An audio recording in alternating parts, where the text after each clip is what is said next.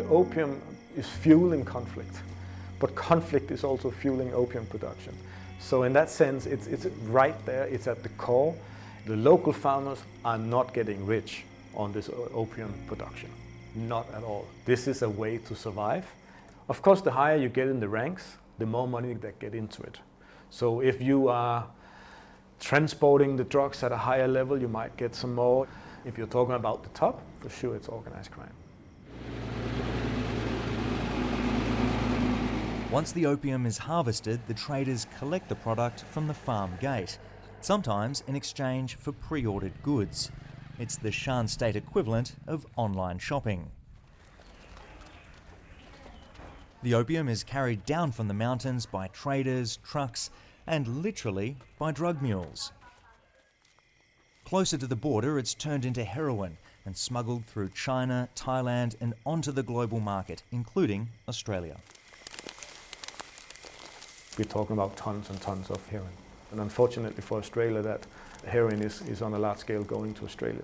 It's not coming from Afghanistan. So I think most Australians would probably think it's coming from Afghanistan, but it's not true. It's actually from Myanmar.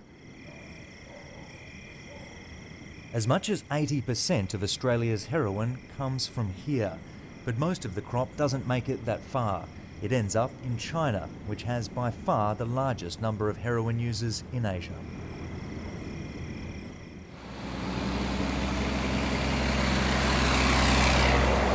We're heading to northern Shan State, following the busy trading route that carries Myanmar's timber, gold, gemstones and opium to the outside world.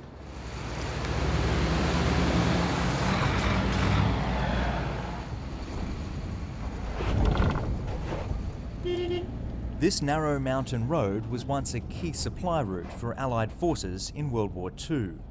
Thousands of mostly Chinese labourers died building it. These days, the victims are usually the trucks.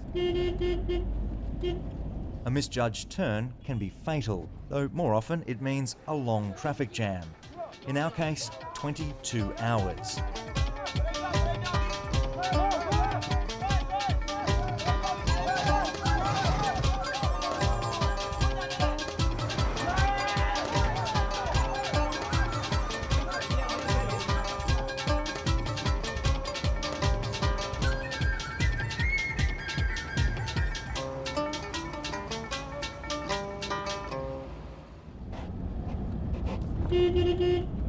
At long last, we move again. The traffic event has been the talk of Myanmar.